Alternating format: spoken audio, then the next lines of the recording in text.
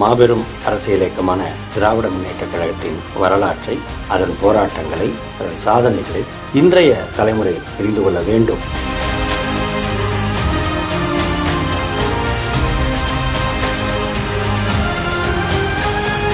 ஒரு நூற்றாண்டுக்கு முன்பு இந்த தமிழ் சமுதாயம் என்ன நிலையில் இருந்தது, இன்றைக்கு எந்த அளவிற்கு நாம் உயர்ந்து நிற்கிறோம், அதற்கு திராவிட இயக்கத்தின் பங்களிப்பு என்ன என்பதை இன்றைக்கு இருக்கின்ற அந்த இளைய தலைமுறையினர் வெவ்வேறு டிஸ்ட்ராக்ஷன்ஸ்ல திசை திருப்பக்கூடிய பல்வேறு காரணிகள் அரசியலிலும் மற்ற துறைகளிலும் இருக்கக்கூடிய நிலையில் அவர்களுக்கு நம்முடைய வரலாற்றை அவர்கள் உணரக்கூடிய வகையிலே எடுத்துரைக்க வேண்டும் என்று நம்முடைய மாண்புமிகு துணை முதலமைச்சர், இளைஞரணியினுடைய செயலாளர் முன்னெடுப்பில், அவருடைய நேரடி கண்காணிப்பில் ஒரு அருமையான வரலாற்று தொகுப்பு ஒன்று திமுக 75 என்ற முறையிலே உருவாகி இருக்கிறது.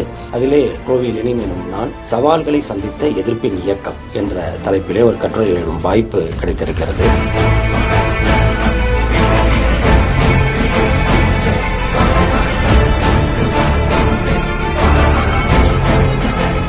பொதுவாகவே திராவிட முன்னேற்ற கழகம் அது தொடக்கப்பட்ட நாளிலிருந்தே அதுக்கு எதிர்ப்புகளை எதிர்கொண்டு வருகின்ற இயக்கம் தான்.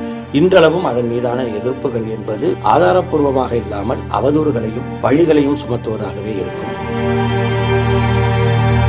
அப்படிப்பட்ட நிலையில் இந்த திராவிட இயக்கத்தின் தலைமை முதல் கடைக்கோடி தொண்டன் வரை வேறு எவரின் துணையின்றியும் அவர்களே எப்படி முறையெடுத்திருக்கிறார்கள் என்பதற்கான நிறைய அதில் எடுத்துக்காட்டுகள், வரலாற்று நிகழ்வுகள் தரப்பட்டிருக்கின்றன. தமிழ்நாட்டில் ஸ்ரீபெரும்புதூரில் முன்னாள் பிரதமர் ராஜீவ்காந்தி அவர்கள் படுகொலை செய்யப்பட்ட பொழுது தேர்தல் நேரத்தில் அந்த பழியை தூக்கி திமுக மீது போட்டார்கள். ஆனால் உண்மையாகவே அந்த கொலை பின்னணி என்ன, அதில் ஈடுபட்டவர்கள் யார் என்பதை கழகத்தினுடைய போர்வாளான முரசொலி ஏடு ஒரு புலனாய்வு இதழுக்குரிய தன்மையுடன் அதை எப்படி வெளிப்படுத்தி உண்மையை கொண்டு வந்தது என்பதை புகைப்பட ஆதாரங்களுடனும் கட்டுரை ஆதாரங்களுடனும் அதில் இடம்பெற்றிருக்கிறது. ஒரு பதச்சோறு என்று சொல்லக்கூடிய அளவில் இருக்கிறது. இப்படி பல்வேறு துறையிலும், மொழி களத்தில், பெண்களுக்கான முன்னேற்றத்தில் என்று அந்தந்த துறையை சார்ந்த, இன்னும் ஓவியத்தில், கலையில், பண்பாட்டில், நாடகங்களில் என்று பல்வேறு அளவிலே உள்ளவற்றெல்லாம் இன்றைய தலைமுறை தெரிந்து கொள்ள வேண்டும் என்பதுதான் அந்த வகையிலே சிறப்பான கட்டுரைகளுடைய தொகுப்பாக நம்முடைய மாண்புமிகு துணை முதலமைச்சர் அவர்களுடைய நேரடி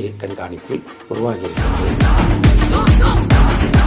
80க்கும் மேற்பட்ட கட்டுரையாளர்கள், தேசிய கட்சிகளின் தலைவர்கள், கூட்டணி கட்சி நிர்வாகிகள், மாண்புமிகு முதலமைச்சர், கழக தலைவர் உள்ளிட்ட தலைமை கழக நிர்வாகிகள் ஆகியோரின் பங்களிப்போடு முத்தமிழறிஞர் பதிப்பகம் சார்பாக 1120 பக்கங்களில் திமுக எனும் பேரியக்கத்தின் பன்முக பரிமாணங்களை விளக்கும் அறிவார்ந்த ஆவணம்.